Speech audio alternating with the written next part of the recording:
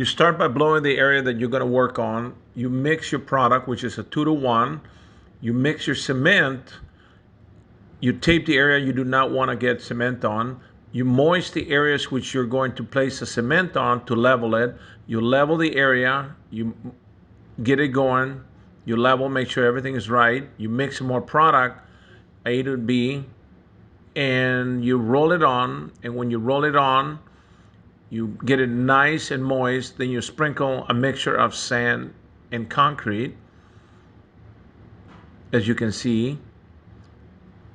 Then when it dries for 15-20 minutes, you blow it off, and now you have a concrete slab that looks perfectly new. This is the system that you use to repair cracks on concrete, uneven concrete, or holes within the concrete.